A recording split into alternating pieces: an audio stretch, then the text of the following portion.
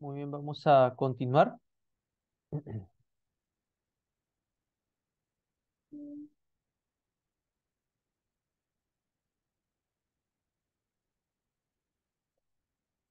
Ok, vamos a revisar ahora las disnatremias, ¿no? Dentro de las disnatremias vamos a revisar el tema de la hiponatremia. Esto quiere decir una concentración de sodio por debajo de los valores normales, ¿no? Una concentración de sodio por debajo de los valores normales que se esperan en sangre, ¿no? Porque es hiponatremia, ¿no? Bajo sodio, hemia en sangre, ¿no?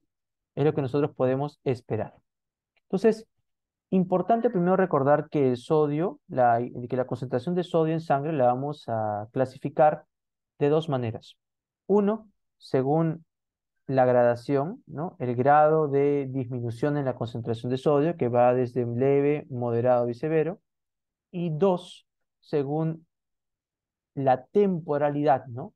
El tiempo en el cual el paciente está presentando la hiponatremia, que puede ser aguda o puede ser crónica.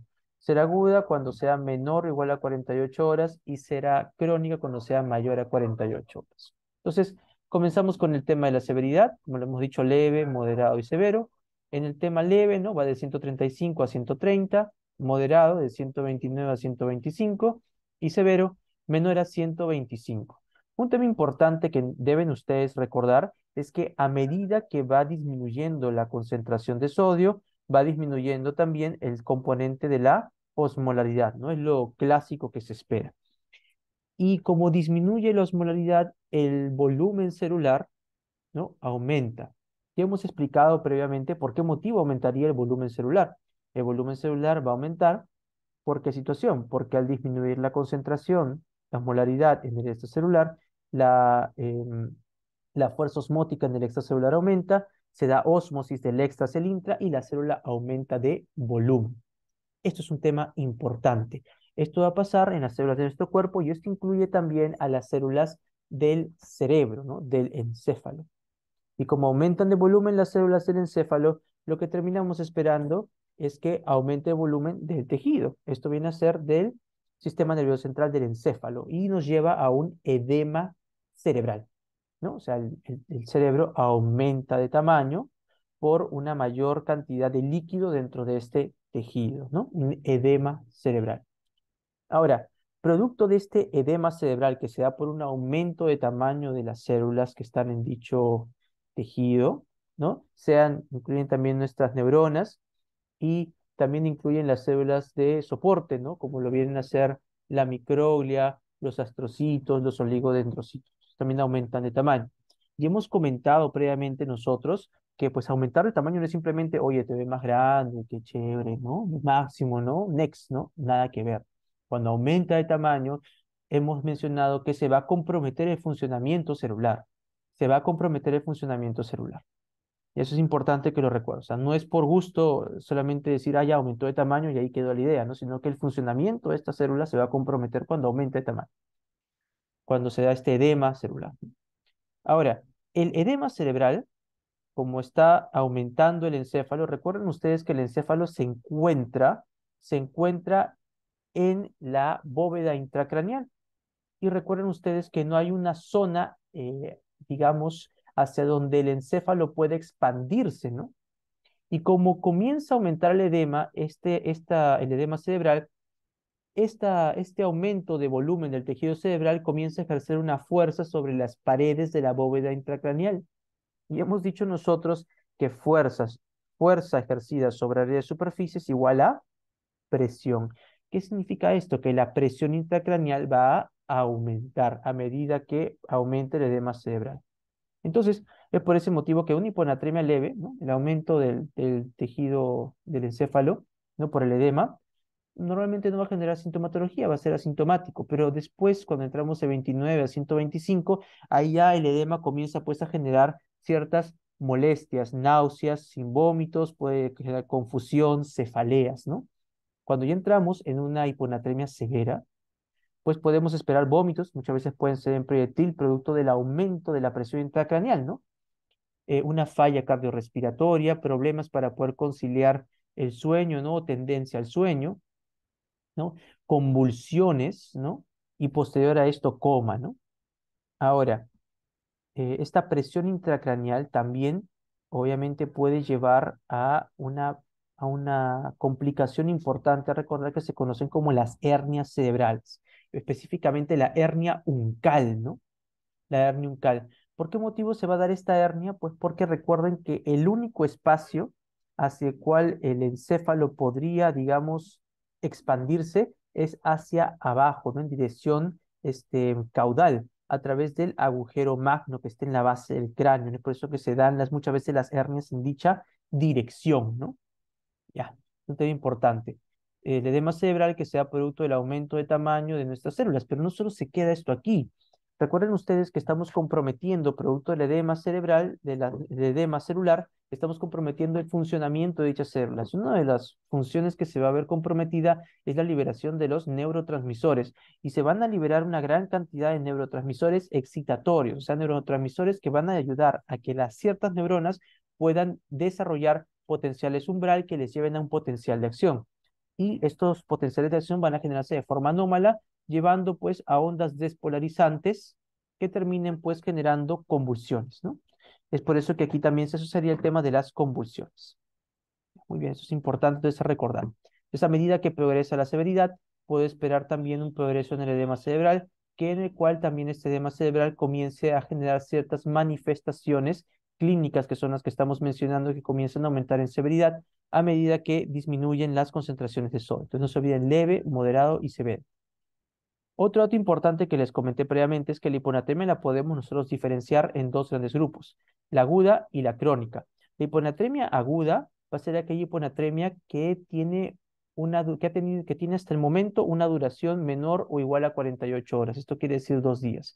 Y la crónica es aquella hiponatremia que tiene una duración ya superior a los 2 días, superior a las 48 horas. ¿Por qué es importante recordar esto? Porque no es únicamente la severidad en lo que refiere a la disminución de la concentración de sodio que va a llevar a estas manifestaciones, sino que viene a ser la velocidad con la que se va a instaurar la hiponatremia. Cuando la hiponatremia se instaura de forma más brusca, vamos a ver que puede ser que a concentraciones, ¿no? De sodio, digamos, moderada, pueda presentar manifestaciones, manifestaciones severas, ¿no? Manifestaciones severas. ¿Por qué motivo? Porque le estoy dando muy poco tiempo al encéfalo, al tejido, el sistema nervioso central para poder adaptarse a esta disminución de lo que viene a ser la caída en la concentración de sodio. Y como le doy poco tiempo en adaptarse, este edema cerebral va a estar manifiesto sin la capacidad de poder generar, ya lo vamos a ver, movimiento de osmoles inorgánicos del intra hacia el extra, y esto va a hacer que el edema cerebral pueda llevar a que el paciente desarrolle convulsiones, ¿no?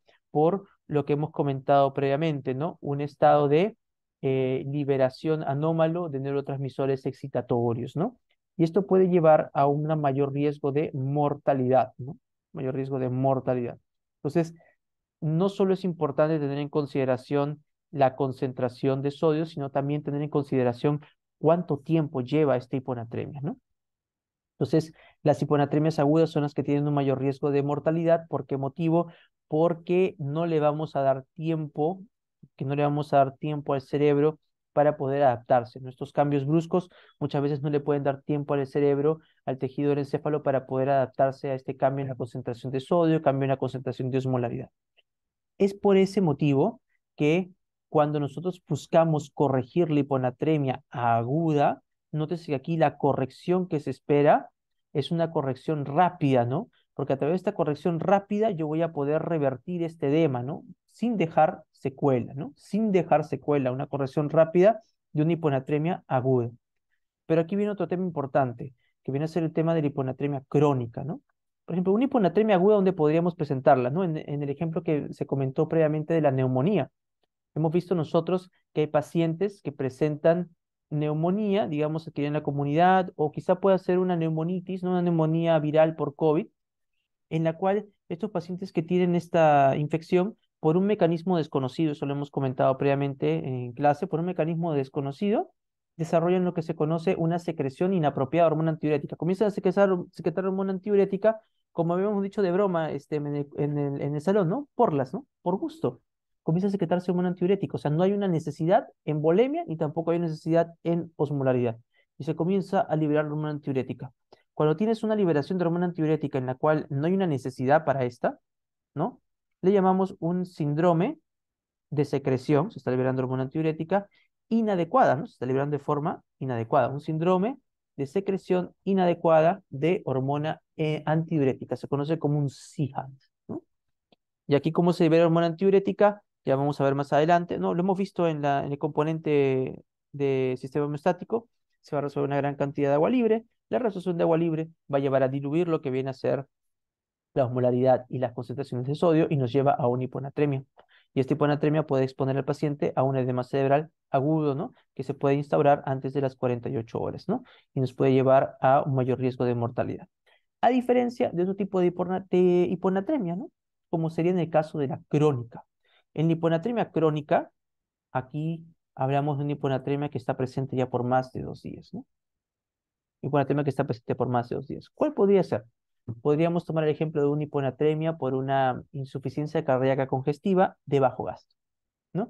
Un paciente que tiene un ICC, ¿no? Este paciente que tiene su ICC, ya lo hemos visto previamente en la sesión eh, de las clases, tiene una disminución en su volumen circulante efectivo porque se cayó el volumen sistólico, y esto lleva a la activación del sistema renina-angiotensina-aldosterona. Lleva también a la activación del sistema nervioso autónomo simpático, lleva también a la activación de la liberación de hormona antidiurética, ¿no? No por una necesidad, por favor, recuerden, no por una necesidad de elevación de osmolaridad que tiene que bajar por hormona antidiurética, sino por una necesidad de disminución de volumen circulante efectivo, ¿no? Ojo, no podemos decir disminución de la volemia, porque recuerden que un paciente con ICC está en un estado de hipervolemia. Lo que se ha caído es el volumen circulante efectivo, ¿no? El volumen que está circulando, ¿no? De manera activa a través del sistema arterial, sistema venoso, ¿no? Venoso en general, ¿no? Ese volumen que está circulando activamente. Entonces, este paciente va a tener una elevación de la hormona antidiurética para poder compensar la volemia. Por ese motivo no es un CIJAT, ¿no? Porque si fuera un CIJAT, tendría pues que estar el volumen normal, tendría también que estar lo que viene a ser la osmolaridad también normal. Pero aquí el volumen está caído, el volumen circulante efectivo está caído, ¿no? Por ese motivo no es un SIJA. Aquí lo que está buscando es aumentar ese volumen circulante efectivo. Ya, entonces, este paciente que tiene un ICC por aumento de la hormona antidiurética, ¿no? Para tratar de compensar ese volumen circulante efectivo que se ha caído, va a comenzar a reabsorber agua libre a través del riñón. Y comienza a diluirnos lo que viene a ser la osmolaridad y viene a ser el sodio. Pero esto lo hace de manera crónica, ¿no? Pasado ya 2 días, una semana, 2 semanas, 3 semanas, ¿no? Y este paciente con ICC, pues puede decirte, ¿sabe qué? Siento náuseas o puede también vomitar, puede presentar confusión, ¿no? A medida que va tornándose más diluido, diluida la concentración de sodio, va presentando manifestaciones un tanto más severas, ¿no? Hasta llegar a las convulsiones y el coma, ¿no? Porque hemos comentado que cuando ya se torna severo, pues podemos presentar todas estas anomalías, ¿no? Entonces, pero en un inicio, pues esta hiponatremia crónica va a tener pues manifestaciones leves o va a ser asintomático, y a medida que continúa lo que viene a ser la disminución de la concentración de sodio, va a llegar a estas manifestaciones clínicas ya un tanto más severas. Entonces, no se olviden, tenemos dos casos de hiponatremia, la aguda y la crónica. En la aguda, el cerebro no se ha adaptado a la disminución de la concentración de sodio. Y aquí lo que tenemos que hacer de manera rápida para evitar estas complicaciones severas es hacer una corrección rápida, ¿no? De sodio, de la concentración de sodio. Pero en la crónica, el tejido del encéfalo ya se ha adaptado a este estado de hiponatremia. Y como parte de sus adaptaciones está la liberación de los osmoles orgánicos. Recuerden ustedes que si la neurona está hinchadita, lo que tiene que hacer esta neurona para poder, neurona o célula o astrocito, microglia, si está hinchada, lo que tiene que hacer es disminuir su volumen. ¿Y cómo va a disminuir su volumen? Disminuyendo la cantidad de osmoles que tiene, ¿no? Entonces va a ir botando los osmoles y a medida que bota los osmoles de su citoplasma, sale también el agua. y la célula comienza a disminuir de tamaño. De esa forma es que se da esa adaptación en la hiponatremia. Primero elimina osmoles inorgánicos, que son los más fáciles de eliminar, como lo viene a ser el potasio, el cloro, el sodio, el extracelular, disminuye de tamaño, y después de eso ya se va adaptando para poder eliminar osmoles orgánicos, ¿no? Elimina los osmoles orgánicos, que son los últimos en salir, y disminuye aún más de tamaño, se adapta aún más. Dato importante a tener en consideración, que como estas células del encéfalo ya presentan una adaptación por eliminación de osmoles inorgánicos y orgánicos, si yo hago una corrección rápida, si yo hago una corrección rápida en lo que respecta al tema de sodio, voy a generar un problema con estas células. Voy a deshidratar a estas pobres células. Voy a deshidratarlas, voy a disminuir de manera brusca su tamaño, porque recuerden que la corrección la voy a hacer con soluciones hipertónicas. Voy a aumentar la osmolaridad del extracelular y al aumentar la osmolaridad extracelular voy a hacer que de forma brusca salga una gran cantidad de agua de la célula, ¿no? En esa célula que ya está con una adaptación crónica y se deshidrate, ¿no? Y esto puede terminar llevando a que nuestros oligodendrocitos, que son las células responsables en producir la mielina, pues puedan morir, ¿no? Mueran por necrosis o por apoptosis, ¿no? Y esta muerte de los oligodendrocitos luego lleve a la incapacidad de poder reponer, ¿no? Mantener indemne lo que viene a ser la mielina del sistema nervioso central. Es por ese motivo que cuando hacemos una corrección rápida de la hiponatremia crónica, cuando no cumplimos adecuadamente los protocolos, podemos exponer al paciente a un síndrome de demilinización osmótica, porque estamos matando a los pobres oligodendrocitos responsables en producir la mielina a nivel del sistema nervioso central. Pobrecitos, ¿no? Y también pobrecito el paciente y también pobrecito el que haya realizado esto porque muchas veces puede perder su CMP.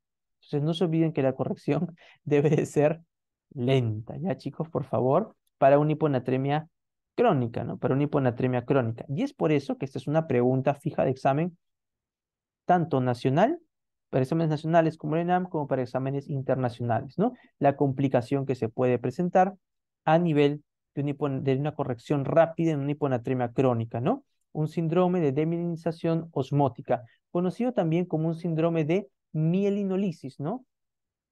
En lisis, ¿no? Destrucción de mielina, pontina, ¿no? Síndrome de mielinolisis pontina. ¿Por qué se llama también así? Porque la zona más frecuente donde se va a afectar el componente de la producción, manutención de la mielina, va a ser a nivel del puente, pontina, ¿no? Recuerden, puente, ¿no? Del puente, que es una de las porciones del tronco encefálico, ¿no? Entonces, importante que ustedes puedan recordar este tema, ¿no? El síndrome de mielinolisis pontina. Continuamos. Vamos a revisar ahora la hiponatremia, conocer el tema desde el mecanismo anátomo-patológico a la sintomatología que este paciente pueda presentar, ¿no? Entonces, como parte del mecanismo de la hiponatremia, tenemos que considerar lo siguiente, ¿no? Que el volumen de nuestras células va a aumentar de tamaño a nivel del encéfalo. ¿Qué significa esto? Que aquí tienen ustedes al encéfalo y nótense cómo externo a este hay unas rayitas, ¿no? Esas rayitas nos está diciendo que el encéfalo aumentó de tamaño, ¿no? Porque está ingresando más líquido a las células, ¿no? Entonces, ingresa más líquido a las células. ¿Por qué motivo? Por lo que estamos visualizando aquí. La concentración de sodio en lo que viene a ser el plasma va a ser menor al de las células que están en el tejido del encéfalo. Esto quiere decir que tengo un flujo osmótico desde el extracelular al intracelular, hace que las células aumenten de tamaño, ¿no? Ese aumento de tamaño de las células del tejido del encéfalo hace que el encéfalo también aumente de tamaño. ¿Qué cosa va a pasar? Como estas células están aumentadas de tamaño, su función va a verse comprometida, ¿no? Y dentro de las funciones que hemos visto comprometidas, habíamos mencionado la liberación anómala de ciertos neurotransmisores excitatorios que podían llevar luego a las convulsiones. Entonces, para poder adaptarse a este cambio, lo que van a hacer estas células es liberar primero lo que viene a ser los solutos inorgánicos, como el potasio y como el sodio, ¿no? Entonces, primero se liberan sueltos inorgánicos como sodio y como potasio, y como son osmoles, al botarlos de estas células, sale también agua, y la célula disminuye un tanto su tamaño, ¿no? Eso no se queda aquí, esa es la adaptación rápida. Pero pasadas las 48 horas, yo sé lo que quiero que ustedes puedan recordar, por eso ya hablamos de una hiponatremia crónica pasada las 48 horas. Pasadas las 48 horas, estas células comienzan ahora a liberar los osmoles orgánicos. Ya liberaron osmoles inorgánicos, ¿no? Pasadas antes de las 48 horas, liberaron osmoles inorgánicos como sodio, potasio, cloro, ¿no? Eso pueden volver a reingresar otra vez sin problema, ¿no? Pero el problema ahora es el siguiente, con estos osmoles orgánicos, que son osmoles que la célula va a producir, ¿no? Ya los liberó pasadas las 48 horas. Si yo hago una corrección rápida, em, de sodio pasadas las 48 horas, voy a poner a la célula a un estado de deshidratación. ¿Por qué motivo? Porque puedo otra vez meter los osmoles inorgánicos a la célula, ¿no? El sodio y el potasio, pero estos osmoles orgánicos pues ya se fueron, pues, ¿no? Ya se fueron por ahí, ¿no? No pueden otra vez volver a reingresar porque ya se fueron pues por el intersticio y luego por lo que viene a ser la circulación sistémica. Y la célula supuestamente tendría que otra vez que volver a producirlos, ¿no? Tendría que volver a producirlos. Por ese motivo, si hago una corrección rápida en una hiponatremia crónica, lo que me va a fregar a mis pobres celulitas va a ser el déficit de osmoles orgánicos, porque estos son moléculas que la célula produce. No se olviden, por favor, de esa edad. Entonces, ¿qué es lo que termina generando el síndrome de mielinolisis pontina cuando hago una corrección rápida? La ausencia de los osmoles orgánicos. Esto es lo que termina deshidratando mis pobres oligodendrocitos, termina estimulando lo que viene a ser la vía intrínseca de la apoptosis, los lleva a apoptosis y también termina pues en algunos llevándolos a la necrosis. Entonces, para que puedan recordar la diferencial entre aguda y crónica, ¿por qué motivo sea eso? Entonces, ya pasadas las 48 horas, estamos diciendo que están saliendo los osmoles orgánicos. Y como salen los osmoles orgánicos, yo hago pasadas las 48 horas una corrección rápida, puedes poner estas pobres celulitas a una deshidratación que termine llevándolas posteriormente a su muerte, y si mueren los oligodendrocitos, a un posible síndrome de mielinolisis pontina. Entonces, salen esos osmoles y recuerden que los osmoles sale también lo que viene a ser el agua. Y como sale el agua, la célula va a disminuir de tamaño. Entonces, recuerden, tenemos un extracelular hipotónico, va entonces a haber un ingreso de líquido a las neuronas, lo cual hace que se dé el edema cerebral por el aumento del líquido en las neuronas y en las células de la microglia, en los oligodendrocitos, ¿no? En los astrocitos, ¿no? Esto me lleva al edema cerebral, ¿no? Junto con lo que viene a ser el tema de una sintomatología aguda, ¿no? Entonces, aquí tenemos lo que viene a ser los cambios anatómicos a través del sistema nervioso central. Se va a dar el edema cerebral. El edema cerebral va a hacer que el encéfalo genere una mayor fuerza sobre la pared, ¿no? De la bóveda intracraneal. Eso termina llevando a una hipertensión intracraneal, porque ya sabemos que es presión o que es tensión, es fuerza sobre área de superficie. Entonces va a llevar a un estado de hipertensión intracraneal. Esto puede llevar a que se den las famosas hernias, ¿no? Hernias cerebrales, ¿no? Y otro dato importante, que el edema cerebral va a llevar a la liberación de aminoácidos excitatorios, ¿no? De neurotransmisores excitatorios, ¿no? Y esto pues va a terminar llevando a estas manifestaciones clínicas que vemos aquí, ¿no?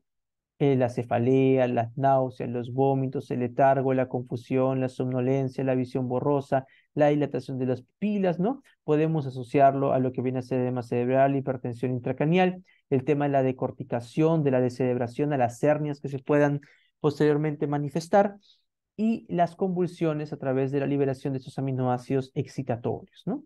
Que es lo que podemos ver a medida que va aumentando la severidad de la hiponatremia, o también cuando la disminución de la hiponatremia es brusca, ¿no? Como lo hemos mencionado en el tema de la temporalidad, ¿no? La aguda. Aquí tienen ustedes las hernias uncales, vean cómo la dirección de la hernia se va hacia el único punto de desfoque, ¿no? De desagüe, por así decirlo, ¿no? Que viene a ser el agujero magno, ¿no? Está la hernia en esta dirección, ¿no? Está la hernia uncal, ¿no? Tenemos la adaptación rápida que les comenté, que es la salida de osmoles inorgánicos, ¿no? Sodio, potasio, cloro. Y junto con esto de la salida de sodio, potasio y cloro de las células, sale también agua. Aquí tienen ustedes, ¿no? La salida de estos osmoles orgánicos, inorgánicos, disculpen, ¿no? Y después de esto tenemos la adaptación lenta, que se da ya pasada las 48 horas, que va a ser la salida de osmoles orgánicos, ¿no? Junto con el agua. Estos osmoles orgánicos, recuerden ustedes que son los que la célula produce, ¿no? No es como el sodio, potasio, que son osmoles inorgánicos que están pues por ahí flotando a nivel del intersticio, eso los produce la célula. Y eso es lo que va a traer problemas al momento de buscar realizar la corrección rápida en una hiponatremia crónica. Seguimos, entonces otra vez el mecanismo de la sintomatología, tenemos un cerebro normal, se expone a un extracelular hipotónico, hay un ingreso de agua a las células del encéfalo, se da el edema cerebral. El edema cerebral podemos nosotros evidenciar que no se va a quedar, digamos, este edema ahí manifiesto, sino que se va a buscar adaptarse a este medio extracelular ahora hipotónico. ¿Y cómo se van a adaptar estas células que ahora están hinchadas? Van a buscar disminuir su volumen. ¿Cómo lo hacen? A través de la pérdida de osmoles inorgánicos, como el sodio, potasio y cloro. Van a perder estos osmoles del intra hacia el extra y le va a acompañar la salida de estos osmoles el agua. La célula entonces disminuye de tamaño, pierde el agua. Y después de la adaptación rápida viene la adaptación lenta. Esta adaptación lenta se van a perder ya osmoles orgánicos, aquellos osmoles que producen las células del encéfalo. Van a eliminarlos y esto va a terminar llevando a mayor liberación de agua, mayor disminución del edema cerebral. Recuerden ustedes que estos osmoles orgánicos demoran en producirse, pues, ¿no? Son productos celulares. Cuando damos la reposición, ¿no? Para la célula no deshidratarse, lo que va a hacer es comenzar a jalar todos los osmoles inorgánicos del extracelular para ir aumentando su volumen, ¿no? Y no verse afectado en la reposición con solución hipertónica. Pero si ya pasaron las 48 horas, vamos a chapar todos los osmoles inorgánicos posibles, pero nos vamos a quedar cortos, nos vamos a deshidratar de todas formas, porque no podemos jalar osmoles orgánicos que ya no están en el intersticio. Tengo que producirlos, mi célula tiene que producirlos. Y es por ese motivo que cuando ya es crónica, la corrección debe ser lenta, ¿no? Entonces, hago una corrección rápida en una hiponatremia crónica y voy a llevar a una deshidratación cerebral. Junto con esta deshidratación, muerte, ¿no? de mis oligodendrocitos, daño de mis oligodendrocitos que termina llevando posteriormente a el síndrome de demilinización osmótica, ¿no? O de mielinolisis pontina. Seguimos.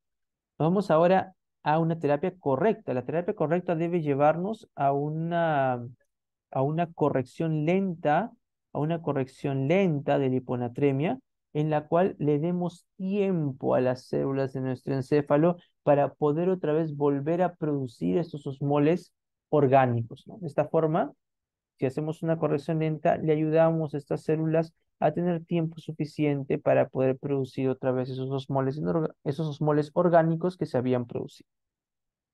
La misma normonatremia, ¿no? Se da después aquí la hiponatremia aguda, nos lleva al edema cerebral, ¿no? El edema cerebral porque aumentó el tamaño de lo que viene a ser nuestras células, ¿no? Por el ingreso de agua, ¿no? Tenemos la hiponatremia crónica. En esta hiponatremia crónica tenemos nosotros la salida de los osmoles inorgánicos y la salida de los osmoles orgánicos, ¿no?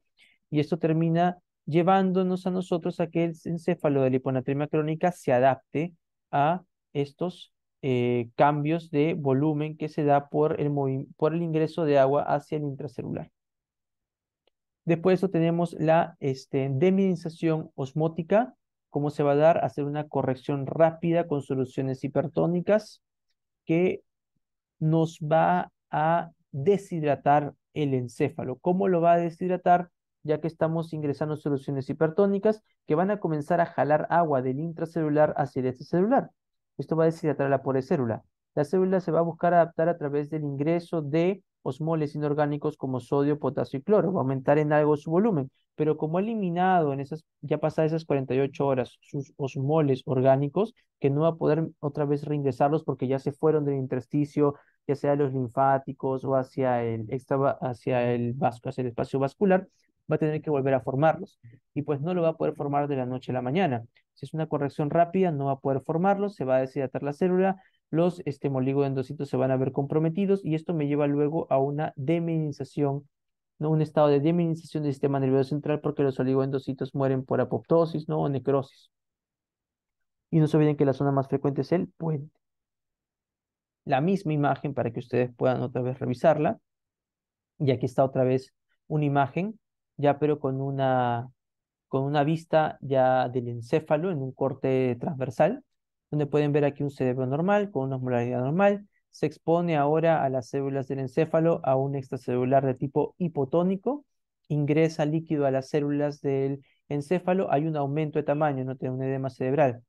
Se da la adaptación rápida, van a salir los osmoles inorgánicos, sodio, potasio, cloro de mis células y este volumen disminuye, ¿no? Aparte de eso también se da la adaptación lenta, salen ahora los osmoles orgánicos de la célula y disminuye un tanto más el volumen mi encéfalo, ¿no? Si damos nosotros una corrección rápida, en una hiponatremia crónica, cuando ya salieron los osmoles orgánicos, pues exponemos al paciente a que tenga una deshidratación cerebral. Y esta deshidratación cerebral va a terminar desencadenando lo que viene a ser el tema de el síndrome demielinizante, ¿no? Siendo las regiones más importantes, ¿no? El puente, ¿no? Pues se llama síndrome osmótico demielinizante, porque los cambios en osmolaridad es lo que van a matar a los oligodendrocitos, ¿no? Y importante recordar que también se le llama síndrome de mielinolisis pontina. Entonces, vamos a ver el síndrome de mielinolisis osmótica, ¿no? Llamado mielinolisis pontina o síndrome de mielinizante osmótico. Se da principalmente por la corrección rápida. ¿Qué es lo que va a pasar? Este cerebro, este miponatrémico, se expone a una rápida corrección, no con soluciones hipertónicas, lo cual lleva a la deshidratación del cerebro. Esta deshidratación del cerebro lleva pues a que mis células deshidratadas tengan problemas en el plegamiento de sus proteínas. Y cuando se da problema en el plegamiento proteico, que no se puede reestructurar a través de las chaperonas, se activa una señal de estrés a través del retículo endoplasmático rugoso. Esto ya lo han visto ustedes en sus clases de patología también, ¿no? Cuando les hablaron de apoptosis. Y se activa la vía intrínseca de la apoptosis. Y es por ese motivo que nuestras células oligodendrocitos comienzan a morir, ¿no? Comienzan a morir nuestras células de los oligodendrocitos. Esto nos lleva a un estado de demielinización. Pero ya no hay unas células responsables de poder, pues, mantener de manera adecuada la mielina y producirla, ¿no? Entonces, ahí tienen ustedes lo que vendría a ser un compromiso también de la barrera hematoencefálica que también se termina dañando, ¿no? Y lleva a un proceso inflamatorio. Pero lo más importante a recordar es el daño de estas células que son nuestros oligodendrocitos, que son los que se van a ver afectados y van a comprometer la producción de la mielina a través del sistema nervioso central. Esto es lo que podemos ver nosotros, una demielinización, ¿no? De causa osmótica, ¿no? Una variación rápida en la osmolaridad, ¿no? Aquí tienen ustedes lo que viene a ser una solución hipertónica. Normalmente se utilizan soluciones hipertónicas al 3% de cloruro de sodio y se recomienda que las correcciones que se van a realizar con solución hipertónica generen cambios menores, ¿no? A 8 equivalentes en 24 horas, ¿no? Cuando nos pasamos estos cambios de 8 equivalentes en 24 horas, pues estamos en riesgo de exponer al paciente a un síndrome de mielinolisis osmótica o mielinolisis pontina o demilinización osmótica, ¿no? Son sinónimos, ¿no? Muy bien, seguimos. Entonces, hemos visto nosotros hemos visto nosotros que cuando realizo una corrección rápida en una hiponatremia crónica, expongo al paciente a una deshidratación cerebral, deshidratación celular, que puede exponerme a una demielinización osmótica, ¿no? Que me puede exponer a mí a una demielinización osmótica, ¿no? Ya. Y otro dato importante, hemos visto que la hiponatremia de inicio rápido o la hiponatremia aguda, puede exponerme a mí, ¿no? Ya la hiponatremia me puede exponer a mí al edema cerebral. Entonces, la hiponatremia aguda, a diferencia de la crónica, es la que me puede exponer a mí al edema cerebral y posterior a esto a las hernias uncales, ¿no? Que puede llevarme a la muerte y también a la liberación de neurotransmisores excitatorios que puedan llevarme a las convulsiones, ¿no? Muy bien. Aquí tienen ustedes la clasificación de la hiponatremia que la vamos a ver ahora a continuación. Primero, un dato importante para poder evaluar la hiponatremia viene a ser el tema de iniciar con la evaluación de la osmolaridad, ¿no? Vamos a tener hiponatremias que pueden ser isoosmolares, ¿no? Hiponatremias isosmolares, que es más que nada por un componente laboratorial, ¿no? Es un componente más laboratorial el responsable de generar estas hiponatremias isosmolares. Dentro de las que vamos a revisar, vamos a tener el tema de la hiperlipidemia y el tema de la hiperproteinemia, ¿no? Son temas importantes, ¿no? Las famosas pseudohiponatremias, ¿no? Por errores laboratoriales. Y tenemos otras hiponatremias que son las hiponatremias hiperosmolares, o sea, hiponatremias que vamos a poder ver con una osmolaridad elevada, ¿no? Cosa, digamos, no muy, un tanto dispar, ¿no? Porque el principal osmol que determina la osmolaridad es el sodio, celular. Y aquí vamos a revisar dos componentes. Uno que viene a ser la hiperglicemia como causa de hiponatremia hiperosmolar. Y la otra la hiperglicemia, ¿no? Como causa de hiponatremia hiperosmolar.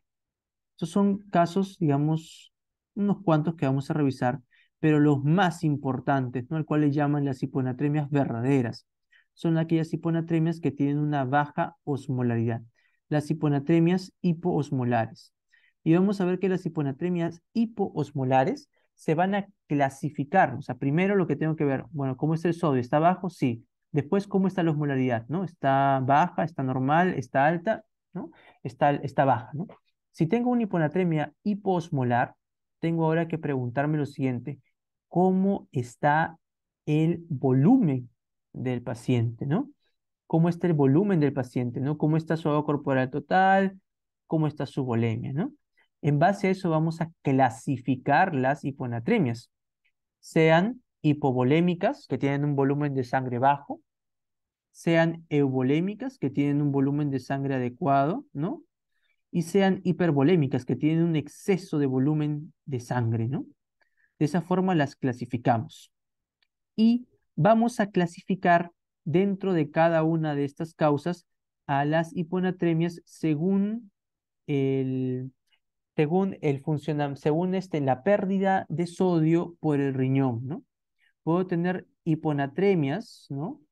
Hipovolémicas, en las cuales el riñón esté produciendo una orina con una baja concentración de sodio, o en las cuales el riñón esté produciendo una orina con una elevada concentración de sodio, ¿no? ¿Esto por qué me ayuda? Para poder determinar si es que la causa de pérdida de sodio está dada por el riñón, si es que veo que hay una pérdida de sodio considerable, o si es que la pérdida del sodio no está dada por el riñón, ¿no? Aquí puedo ver más bien que se está buscando retener el sodio, ¿no? De que se está perdiendo en la orina, ¿no? Ahí vean ustedes. Entonces, después de evaluar la volemia, sea hipo, sea eu o sea hipervolémica, el siguiente paso a dar es determinar cómo está la concentración de sodio en la orina, ¿no? Para ver si es que la pérdida se da por el riñón o si es que la pérdida se está dando a través de otro órgano, ¿no? Importante recordar, ¿no? Muy bien. Esto es más que nada un componente de generalidades para poder llegar hasta el diagnóstico de estas hiponatremias, ¿no? Y ahorita a continuación vamos a revisar los diferentes tipos de hiponatremias.